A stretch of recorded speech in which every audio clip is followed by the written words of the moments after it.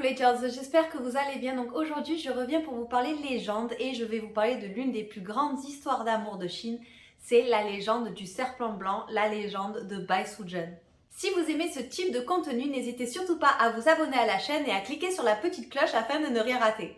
La légende du serpent blanc, Bai Sichuan, fait partie de l'une des 4 grandes histoires d'amour de Chine avec Liang Zhu, les amants papillons, Nu Lang Zhenu, le bouvier et la tisserande, et Mang Jiangnu, qui signifie Madame Jiangman. Donc cette légende est connue également sous différents noms traduits, comme par exemple la légende de Bai Sujen ou Madame Serpent Blanc ou la légende de Madame Bai.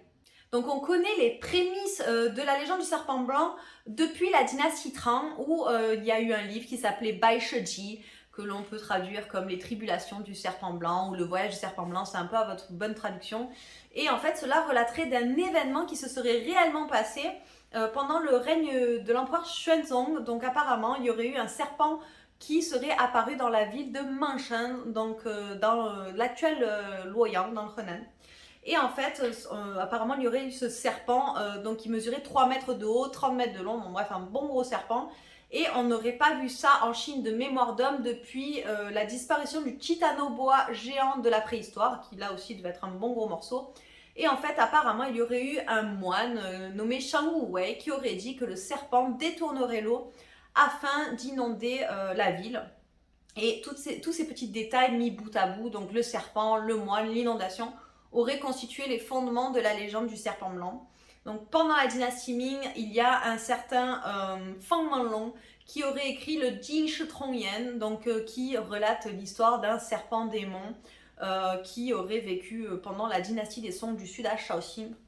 Mais c'est pendant la dynastie Qing que la légende que nous connaissons de nos jours en fait va vraiment se tisser avec un certain Tang Chengpei qui va écrire un opéra pour célébrer la venue de Qianlong, pour célébrer la tournée du sud de Qianlong. Et là, ça va prendre une toute autre dimension. Déjà, avant cet opéra-là, le serpent n'avait pas de nom. Il était considéré comme un yaoguai, donc un démon, un yokai si vous êtes plutôt dans la culture japonaise. Et donc voilà, il était censé être mauvais, méchant, tandis que là il a un nom, il s'appelle Bai Sujen. Et là, on va rendre le caractère beaucoup plus aimable, beaucoup plus gentil, beaucoup plus doux. On va même, on va même sentir la tristesse de ce personnage-là. On va ressentir de l'empathie à travers Bai Sujen. Et c'est là où vraiment on va changer l'histoire. D'ailleurs, maintenant on l'appelle la nouvelle légende de Bai Sujen, donc pour bien couper avec l'ancienne version qui fait d'elle une personne mauvaise. Là, c'est devenu une personne gentille. Et d'ailleurs, maintenant, on dit que le personnage de Bai Sujen est un Sai Tian Xian, qui signifie un personnage qui surpasse les immortels. Je vais maintenant vous raconter la légende de Bai Sujen. Petit disclaimer, comme je le fais à chaque début de légende, cette légende est soumise à variation. Voilà, c'est normal. Il y a tellement de types de récits et d'histoires autour des légendes chinoises qu'il est normal d'avoir soit les mêmes ou soit pas les mêmes détails. Donc voilà, s'il y a quelque chose que vous ne connaissez pas dans ce que je dis, c'est normal, et peut-être que si vous avez d'autres détails que je ne connais pas, c'est tout à fait normal. C'est la beauté des légendes chinoises, ça change d'un récit à un autre. Donc Bai Sujen est un esprit serpent qui vit sur les montagnes Qingshan, donc dans Sichuan, et il n'y vit pas seul, elle y vit accompagnée de sa sœur Xiaoting, que l'on peut traduire comme petite verte parce que elle c'est un serpent vert. Et elles sont pas vraiment sœurs en fait. Bai Sujen, un jour elle avait réussi donc à prendre forme humaine et elle a vu un vendeur qui avait un serpent vert qu'il vendait pour on ne sait trop quelle raison. Mais en tout cas, il est dit que Bai Sujen aurait sauvé la vie de Xiaoqing en l'achetant, et du coup depuis il y a une grande relation qui s'est créée entre elles, et elles ont créé une relation de ce que l'on appelle Jiemei. Donc en Chine on dit souvent Jiemei, donc Jie c'est la grande sœur et Mei Mei c'est la petite sœur. Voilà, c'est pas forcément des liens de sang mais des liens de cœur aussi. Si vous avez quelqu'un de qui vous êtes très très proche et que vous respectez et que vous admirez beaucoup, généralement on va s'appeler soit Jie si vous êtes plus âgé, ou Mei Mei si vous êtes plus jeune, et on va dire qu'on est Jiemei. Et pour les hommes, il existe exactement la même chose avec Xiongdi. Donc voilà. Et il se trouve que Bai Sujen souhaite devenir une immortelle. Donc Bai Sujen, ça fait 1000 ans qu'elle médite. Quant à Xiaoqing, elle a juste 500 ans hein, de méditation. Donc Bai Sujen veut devenir une immortelle et elle décide d'aller voir Li Shan Laomu. Donc il faut savoir c'est qu'il y a aussi deux versions, il y a la version taoïste et la version bouddhiste. Donc par exemple dans la version taoïste, elle va aller voir Li Shan Laomu et dans la version bouddhiste, elle va aller voir la Bodhisattva Guanyin pour demander comment faire pour devenir une immortelle. Et elle lui dit que c'est en allant dans le monde des humains, en faisant des bonnes actions, qu'elle pourrait devenir une immortelle. Et ça tombe bien parce que Bai Sujen souhaite également retrouver son bienfaiteur, parce qu'elle aussi elle a un bienfaiteur. Et il s'appelle Xu Xian, donc Xu Xuan dans la version originale. Et là aussi on ne sait pas vraiment pourquoi c'est son bienfaiteur.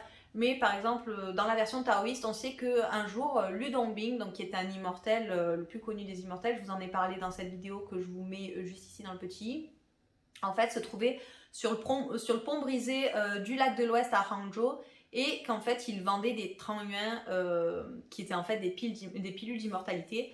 Et Xu Xian, quand il était petit, est allé un jour pour aller acheter les trangyuan de Lu Dongbing. Mais personne ne savait que c'était Lu Dongbing.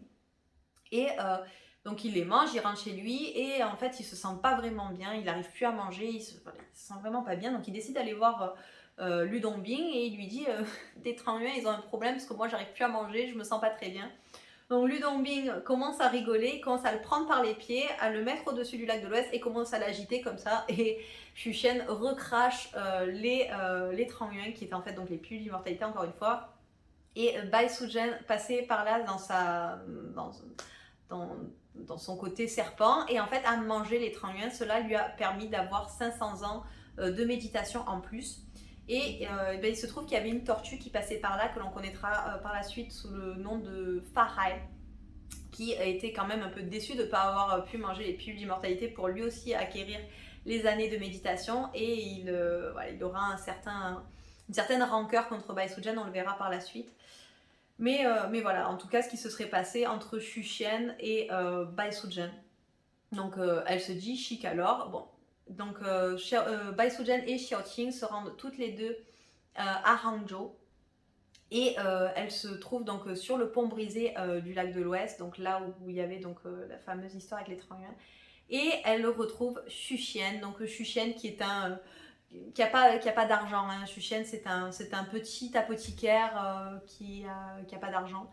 Mais elle en tombe littéralement amoureuse et elle le reconnaît. Elle reconnaît son bienfaiteur. Et donc elle essaie de savoir comment attirer l'attention, comment lui parler. Et en fait elle voit qu'il tient un parapluie. Donc Bai Sujen elle peut maîtriser les éléments. Et elle décide donc de faire tomber la pluie. Donc Xu Xian n'a peut-être pas d'argent, mais c'est un gentleman et il lui propose de la prendre sous son parapluie afin de la protéger de la pluie et de la ramener chez elle. Et les deux tombent immédiatement amoureux l'un de l'autre et ils se marient. Et ça va être un mariage heureux parce que Bai Sujen tombe enceinte, elle atteint un enfant. Et les deux en fait ont une petite officine qui s'appelle Baoan Trang, où Xu Xian lui prépare donc les décoctions médicinales et Bai Sujen l'aide aussi un peu en mettant un peu de magie dans les médicaments pour aider les personnes à aller mieux. Donc voilà. Et un jour, le fameux moine Farai arrive en ville et il sent qu'il y a un problème. Et en fait, voilà, il passe devant Xu Xian et Bai Sujen et là, il sent ce que l'on appelle une aura trop yin. Donc généralement, on dit que le yin, c'est pour les femmes. Mais quand il y a une aura trop yin, ça veut dire qu'il y a un démon. Donc il essaie de trouver un moyen de retrouver Xu Xian. Et il dit à Xu Xian, quand ils sont que tous les deux, ta femme est un démon. Voilà, je sens qu'il y a une aura trop yin, ça veut dire qu'il y a un problème. Xu Xian lui dit, je comprends pas ce que tu veux dire, il y a un problème. Là, il dit, oui, moi je te dis que ta femme est un démon. Donc Xu Xian ne veut bien évidemment pas y croire. Et Farah lui dit, écoute, ça tombe bien, bientôt c'est le festival des bateaux dragons, donc Douin-Ouzier. Et normalement, lors de Douin-Ouzier, avant puis maintenant, parce qu'on s'est rendu compte que c'est quand même assez nocif, on faisait boire du vin soufré, du vin de Relgar, pour éviter les serpents, voilà, pour les faire fuir. ça tombe bien, Bai Sujan est un serpent. Donc il lui dit, fais boire ce vin à ta femme. Donc je comprends pas comment on peut faire boire du vin à une femme enceinte, bon bref. Mais fais boire ce vin à ta femme, et si elle se transforme, ça veut dire que j'avais raison, et si elle se transforme pas, tout simplement j'avais tort. Mais moi je pense que j'ai raison. Xuxian quand même hésite à donner le vin de Relgar à sa femme, mais il décide de le faire, et Bai Sujan se met à boire. Et bien évidemment là c'est le drame parce qu'elle reprend sa forme de serpent. Et Xuxian tombe raide mort. Voilà. Il meurt sur le coup de peur, et on ne peut pas lui en vouloir parce que j'imagine que ça doit être quelque chose. Et bien évidemment, Bai Sujan se sent tellement mal d'avoir tué son mari, voilà, elle se sent mal de sa condition. Et elle décide d'aller donc sur le mont Emei. Donc quand c'est la version bouddhiste, c'est sur le mont Emei. Et si c'est la version taoïste, c'est le mont Kunlun. Et elle décide d'aller prendre donc une plante qui pourrait le ramener à la vie. Donc elle ne va pas demander la permission, elle va tout simplement voler la plante, ce qui lui vaut pas mal de petites bagarres pour aller récupérer la plante et pour la donner à Xuxian. Finalement, elle arrive, elle lui donne en décoction, et Xuxian reprend vie, et il n'y a rien qui a changé, au contraire, il est encore plus amoureux de sa femme. Et ça fait un peu sortir Farai de ses gonds. Et ce qu'il fait, c'est qu'il décide de kidnapper Xuxian et de l'emmener dans le temple Jingshan et de l'enfermer là-bas. Donc Bai Sujan vient pour récupérer son mari, hein, et elle se bat avec Farai. Et ce qu'elle décide de faire pour libérer Xuxian, c'est qu'en fait elle inonde le temple. Malheureusement, ça jouera en sa défaveur parce que en fait elle va tuer de nombreux innocents. Et je vous l'ai dit, Bai Sujan est enceinte, donc elle n'a plus autant de force, elle n'a plus autant de pouvoir qu'auparavant. Donc en fait elle décide de s'enfuir. Et Farai se met également à partir pour la rattraper. Xuxian arrive à s'enfuir, donc pareil, il essaye de retrouver sa femme, il la retrouve, et à ce moment-là, donc voilà, ils sont ensemble, sauf que Bai Sujan est en train de mettre au monde leur enfant. Farai arrive à récupérer Bai Sujan, et du coup, Bai Sujan a juste le temps de remettre le bébé à Xuxian que Farai en fait enferme Bai Sujan sous la pagode l'éléphant. Et malheureusement, elle est enfermée ici, et Farai gagne. Et là, c'est donc la fin de l'histoire, et il y a deux versions. Il y a une version qui dit que donc le fils de Bai Sujan et de Xuxian, donc Xu Xiling, aurait réussi les examens impériaux et serait donc venu rendre visite à sa mère dans la pagode de l'éléphant pour lui dire la bonne nouvelle, et que le ciel aurait apparemment été ému de sa piété filiale et aurait libéré Bai Sujan pour qu'elle puisse être réunie avec son mari et son fils. Et une autre version dit que ce serait en fait Xiaoqing qui aurait travaillé sa méditation pendant des années afin de pouvoir avoir plus de pouvoir pour se battre contre Farai.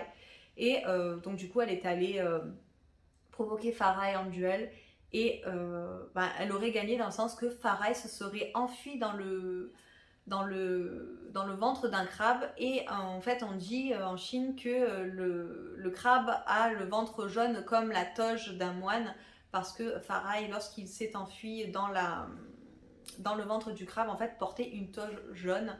Et donc voilà, ça fait un petit rappel entre Farai et le crabe. Pour en revenir à l'opéra, il faut savoir que la pièce créée par Tang Chunpei pendant la dynastie Qing n'était pas nommée La légende de Bai Sujan, même si elle avait enfin un nom, mais La légende de la pagode l'éléphant, comme vous aurez compris pourquoi.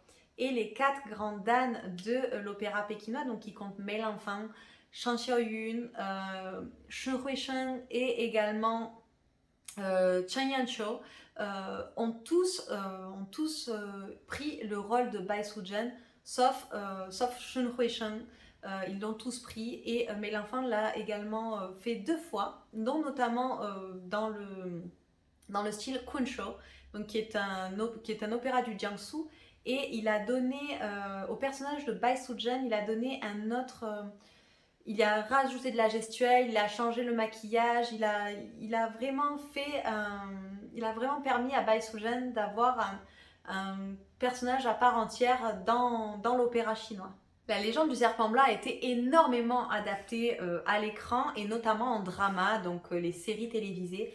La plus connue, c'est celle de 1992, donc c'est une série taïwanaise avec Han Ji-chyo dans le rôle de Bai Sujan et Cecilia Yip dans le rôle de Xuxian. Oui, oui, dans ce drama-là, Xuxian est une femme. Et alors moi j'ai commencé à regarder le premier épisode, mais je dois avouer que j'ai pas pu continuer parce que pour moi les effets spéciaux et le drama ont très très mal vieilli. Alors je sais que pour les Chinois c'est un drama qui est très spécial, voilà, il y a beaucoup de sentiments autour de ce drama-là. Moi je crois que j'aime que la musique qui fait... Bon bref, mais voilà, les Chinois sont très attachés à ce drama-là. C'est clairement rentré dans de la culture pop et je pense que c'est parce que j'ai pas vécu ce drama. Nous aussi on a des dessins animés, des films, des séries avec lesquels on a grandi et que plus tard quand on les regarde on se trouve qu'ils ont mal vieilli, mais il y a une pointe nostalgique. Moi ça me fait ça avec Fantagiro, bon bref, rien à voir avec la Chine, mais voilà, pour les Chinois c'est la même chose, il y a vraiment tout un sentiment autour de ce drama là.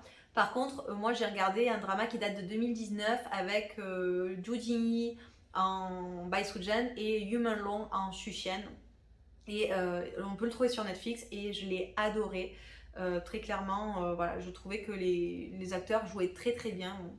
Xuxian sert un peu à rien, mais voilà, j'ai beaucoup aimé les acteurs, j'ai beaucoup aimé aussi la pellicule, le paysage, je trouvais ça très bien et également je trouvais qu'on rajoutait pas mal de détails en fait qui permettaient d'étoffer la légende et qui permettaient de connaître un peu plus de choses, de savoir plus de choses et je trouvais qu'en plus ces détails tenaient la route. Donc voilà, c'est la nouvelle légende de Bai Sujan sur Netflix que j'ai adoré d'ailleurs, je crois que je vais la re-regarder bientôt.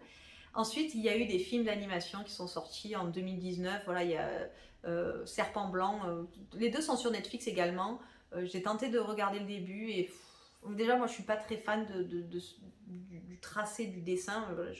J'aimais pas trop. Et puis, ça restait pareil, tout en changeant un peu la légende. Et voilà, j'étais pas trop fan. Je crois que c'est américano-chinois, quelque chose de style. Et en 2021, ils ont sorti le deuxième film de ce premier film d'animation qui s'appelle, je crois, Serpent Blanc, la revanche de Xiaoqing ou un truc comme ça, je suis pas sûre. Mais bref, en tout cas, les 4 que je vous ai mentionnés, ça fait partie de la longue liste d'adaptations à l'écran de la légende. Et voilà les Jiaozi, c'est tout pour la légende du Serpent Blanc. J'espère que vous aurez apprécié la vidéo et que vous aurez appris quelques petites choses. Et vous les Jiaozi, que pensez-vous de cette légende? N'hésitez surtout pas à me le mettre en bas en commentaire. Si vous avez aimé la vidéo, n'hésitez surtout pas à me mettre un petit like, ça me fera super plaisir. Si vous avez... Et voilà les Jiaozi, c'est tout pour la légende sur le Serpent Blanc. J'espère que vous aurez apprécié la vidéo, que vous aurez appris quelques petites choses.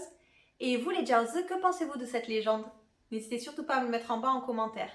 Si vous avez apprécié la vidéo, n'hésitez surtout pas à me mettre un petit like, ça me fera super plaisir. Si vous avez vraiment aimé la vidéo, n'hésitez surtout pas à la partager avec vos amis pour leur faire découvrir plus de culture chinoise. Et sachez que désormais je suis sur Patreon, donc si vous désirez me soutenir et soutenir mon travail, je vous mets le lien en barre d'infos. Sur ce les Jiaozi, je vous souhaite une belle journée, à très bientôt pour une nouvelle vidéo et en attendant prenez soin de vous. Bye bye les Jiaozi.